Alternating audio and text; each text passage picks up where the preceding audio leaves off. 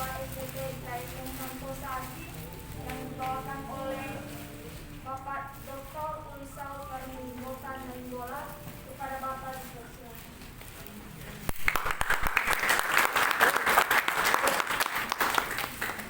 Ya, ini yang sebelah sini yang opram Ya, Pak. karena mahasiswa yang lama. Ya, Mahasiswa sudah lama ikut lah ya, sudah ikut. Terus yang semester 2 yang baru datang coba angkat tangan. Semester 2 yang mau masuk semester 2 yang baru datang. 1, 2, 3, 4, 5. Nah itu kan kau udah kemarin dari sini. Syukur kan bukannya syukur. Maksud saya yang baru ini yang baru datang ke kampus. Syukur kan kemarin sudah kan? Iya. Coba angkat tangan. Yang kemarin online dari 1, 2, 3, 4. Oke, ya. Ini berarti yang semester mau semester 2, 3, 4. 6. Yang mau semester 2 coba angkat tangan. Yang mau Mau semester semester 2 yang dioperan. yang dioprak. Tangan. Yang mau udah terus. Yang mau semester 4, Semuanya. yang mau semester 6. 1, 2, 3, 4. Oke. Lama banget kalian baru dioprak ya. Oke, ya, makasih. Saudara, saya akan menyampaikan beberapa hal berkaitan dengan masalah. Ya, saudara, supaya paham lebih dahulu tentang masalah IKSM ini. Saudara, ya, STT IKSM itu dulu bernama Institut Keguruan Sekolah Minggu. Jadi makanya orang tanya, apa itu IKSM? Awal-awalnya ini Institut Keguruan Sekolah Minggu di bawah naungan Gereja Reformasi Injili Santosa Asih, GRISA. Yang tadi Pak Moses bilang dulu reform. Jadi dulu namanya GRISA, Gereja Reformasi Injili Santosa Asih, yang disingkat dengan GRISA. Nah, saudara, dalam perkembangannya, ya, sejak 24 Agustus 2004 berdasarkan SK Badan Pengurus GRISA nomor 2 BPP GRISA 2004 berubah menjadi Sekolah Tinggi Teologi IKSM yang disingkat dengan STT IKSM. Jadi ada gini, di lembaga pendidikan itu yang paling rendah sekolah tinggi teologi Injili, sekolah tinggi, di atasnya itu institut, terus baru di atasnya universitas. Nah, persyaratan untuk menjadi institut itu harus terdiri dari beberapa fakultas. Karena waktu itu peraturan pemerintah tidak mengizinkan seperti itu, maka seperti ITKI Petamburan, dulu institut, sekarang jadi sekolah tinggi. I3 Batu Malang juga begitu, akhirnya STT I3. Institut Jepri yang tempat Pak Moses kuliah bersama dengan saya, itu dulu Institut Kepemimpinan IFTK Jepri. Jadi sekarang STT Jepri Jakarta. Jadi itu peraturan-peraturan yang ada yang sedang berkembang. Jadi saudara, kalau kita lihat di sini, sehingga banyak orang mungkin bertanya waktu saya ke Jambi, apa itu IKSM? Ada apa? Ini jadi yang tadinya institut itu dijadikan menjadi nama inisial, yaitu STT IKSM Santosa Asih. Santosa Asihnya tetap. Nah, tadi saya katakan 2004 berubah menjadi Sekolah Tinggi Teologi IKSM yang disingkat dengan STT IKSM. Jadi, saudara, kalau nanti ketemu di jalan dan orang bertanya kuliah di mana, STT IKSM, apa itu IKSM? Jangan bilang nggak tahu.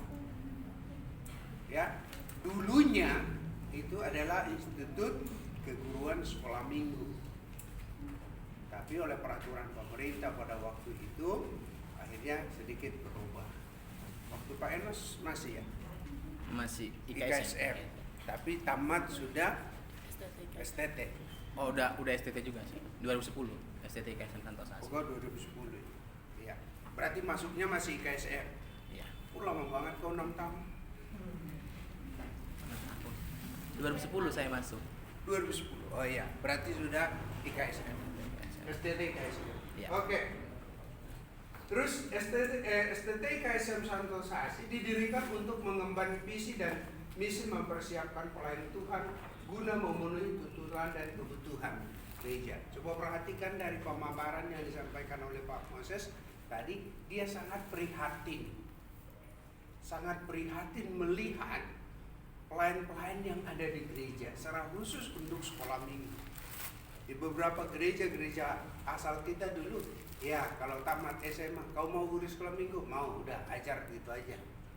Tidak pernah dididik, tidak pernah disiapkan. Akhirnya berjalan begitu saja. Padahal saudara, kalau kita lihat di sini, anak-anak sekolah minggu itu adalah sebenarnya ujung tombak masa depan gereja. Mereka harus dipersiapkan sedemikian rupa sehingga itulah yang akhirnya nantinya menjadi beban yang betul-betul ada di dalam kehidupan Pak Moses, sehingga dia berpikir bagaimana membentuk ini. Jadi saya wisuda sama dia S2 itu tahun 2000. Dia bilang waktu saya kuliah, kau bikinlah dulu itu, rancang dulu itu segala macam. Jadi saudara, sejak awal STT ini dibuka saya udah ngajar di sini. Tapi itu hanya dosen biasa. Karena dulu saya ngajar di Setia, jadi sama-sama kuliah terus dirancang. Beberapa tahun kemudian baru berdiri lagi. Jadi ketika sudah berdiri, dulu beberapa rekan-rekan yang sebelumnya Muhayyan bersama di sini. Tetapi saya lupa tahun berapa saya, waktu saya kuliah di Semarang untuk ambil program S3, tiba-tiba saya ditelepon, kau dulu datang dulu ke sini katanya, cerita, terus tahun berapa? Tahun 2000 berapa kamu? Saya 2010 masuk. 2010, berarti 2000 sekitar 2008. Saya waktu itu langsung jadi Puket 1. Jadi siapa ini Pak Enos, saya sama tim pernah bawa ke Kalimantan mission trip. Dulu masih kurus dia, sekarang kurus. Ya, jadi saudara, ini menjadi dasar melihat kebutuhan-kebutuhan yang ada, sehingga dia begitu terbeban untuk memikirkan, mempersiapkan, sehingga pada akhirnya saudara, inilah yang mewarnai ini keguruan sekolah minggu ini. Dia mau mencoba mencetak guru-guru sekolah minggu yang profesional. Saudara, berikut kita melihat adalah visi STT IKSM. Ya, menjadi lembaga pendidikan teologi yang menghasilkan pelayan Tuhan yang hidup, kudus, kuat iman dan memiliki kasih Kristus dalam pelayanan pendidikan. Coba perhatikan di situ. Dia bilang menjadi pendidikan teologi yang menghasilkan hamba-hamba Tuhan yang hidup kudus, kuat iman dan memiliki kasih Kristus dalam pelayanan dan pendidikan. Saudara, kenapa ini dipikirkan? Ini itu tadi latar belakang awalnya itu berangkat dari sebuah keprihatinan dalam pelayanan di gereja-gereja yang hanya belajar begitu saja, tidak pernah dipersiapkan. Padahal saudara, kita sedang meletakkan dasar bagi anak-anak yang ada. Kalau saudara, kita melihat bahwa survei dalam pertumbuhan kerohanian pertobatan itu banyak orang yang mengenal Kristus dan bertobat ketika waktu kecil.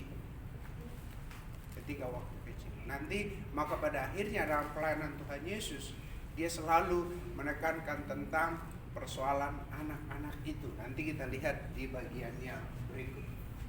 Ya, saudara, iya,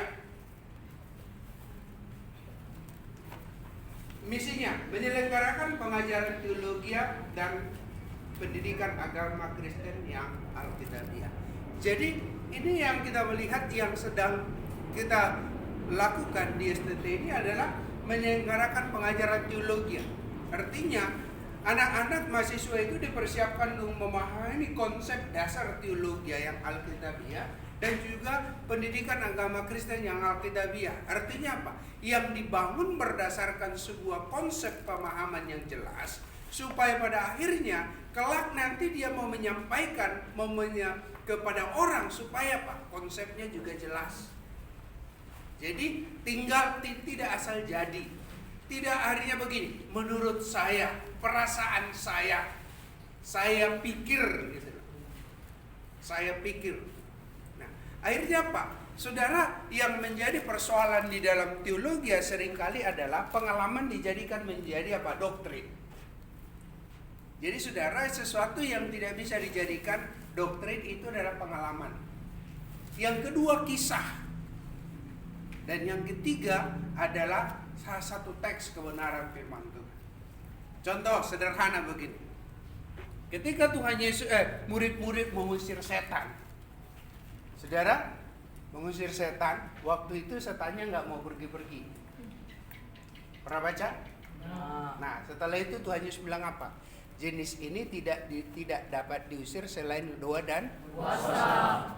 Berarti Anda simpulkan mengusir setan harus doa dan puasa. Salah nggak? Tidak.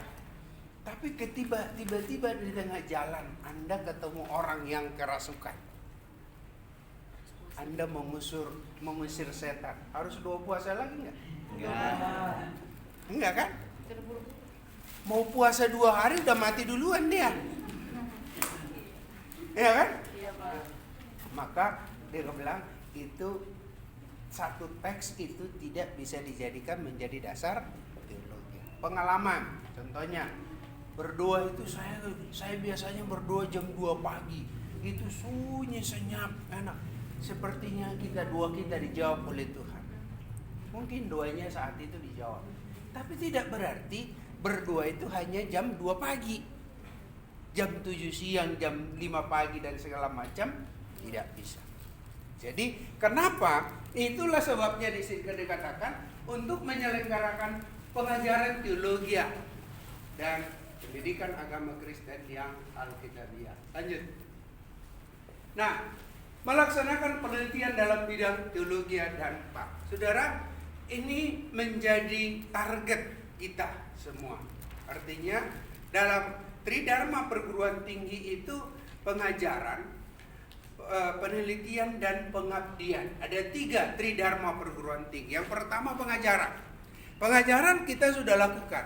Tapi kelemahan banyak sekolah teologi ini penelitian. Penelitian di bidang teologi dan Saudara, bukan hanya kita. Karena apa? Penelitian ini memang sudah sekian lama dikembangkan, tapi sekolah-sekolah teologi kurang meresponi bagian yang ada. Oleh karena itu, ke depan kita akan mengadakan penelitian mau tidak mau, suka atau tidak suka. Gitu. Baik itu penelitian dosen bersama dengan dosen bersama dengan mahasiswa. Jadi baik di S1 maupun di S2 nantinya demi kelanjutan dan masalah misi daripada sekolah kita ini harus mau tidak mau mengadakan penelitian. Jadi saya waktu raker saya pernah bilang begini.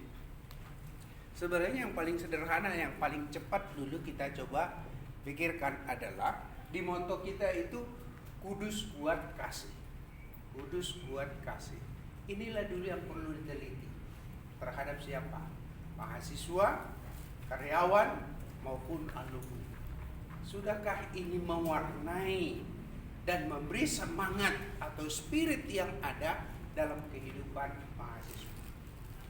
Jadi ke depan saya kira yang paling cepat untuk mau menguji visi kita ini adalah ini mungkin perlu harus diadakan sebuah penelitian. Ya, lanjut. Terus yang berikut melaksanakan pengabdian di gereja, di sekolah dan masyarakat. Ini salah satu dari Tridharma perguruan tinggi, pengabdian yang ada. Maka Pak Saudara, kalau kita lihat di sini, Anda pergi weekend, Sabtu Minggu. Nanti ada PPL, Saya udah bilang ke bidang Waket 3, bulan Juni, Juli harus ada mission trip. Kalau kita kondisi COVID ini aman, maka kita bikin mission trip. Kemana? Akan mungkin dibagi per tim, mungkin 8 orang atau 7 orang satu tim, pergi kemana? Ke Kalimantan, mungkin Sulawesi, atau ke Nias, atau ke Sumatera dan segala macam. Artinya bisa jadi sasaran kita menjadi ujung tombaknya adalah bergerak bersama dengan alumni maupun gereja-gereja saudara yang awal itu. Mungkin ada yang dari Sulawesi seperti Giat, boleh mission trip ke tempatnya sana. Sekaligus apa? Tujuannya yang saya lihat begini saudara, melatih mahasiswa. Yang kedua, promosi dan sekaligus pembinaan. Dari mana uangnya? Ya cari sendiri, ya kan? Tanya Pak Enos, waktu tim kami dulu berapa juta harus pergi. Kita berapa orang? 8. Ada 6. 6 orang. Saya Pak Yotam dulu dosen itu hanya saya, tapi ada satu teman di Kalimantan, Pak dari pendeta GKI, mahasiswa 5. Jadi kami harus siapkan kurang lebih 15 juta ya. 15 juta pada waktu itu untuk pergi mulai ke Sintang, masih jauh ke dalam sana, 1 hari lagi naik mobil, baru naik Sampan. Jauh, saya Nanga Tebila. Tebida. Tahu Nanga Tebida. Jadi bayangkan saudara, udah naik mobil, naik Sampan lagi, sampai kami jam 2 pagi di situ. Hujan lagi. Terus waktu itu saya mau kesannya Pak Enos belum gemuk seperti ini. Jadi apanya Sampan. Bukan sampan namanya. Apa namanya? Klotok. Apalah itu. Kecil sampannya itu, dia bilang, "Bapak jangan di situ," katanya. Waktu saya turun apa itu mereka lihat saya dari atas sampai ke bawah. Saya ini bisa. Saya saudara nggak bisa berenang, tapi saya hanya pasrah saja, pokoknya sampai. Terus dia bilang di sini biasa ada buaya, bisa menggoyang kapal. Pak Enes sudah ketakutan, aku belum menikah. Ketahuan ya Pak. Jadi itu bagian. Makanya saudara, dalam rangka itulah kita lakukan ini semua.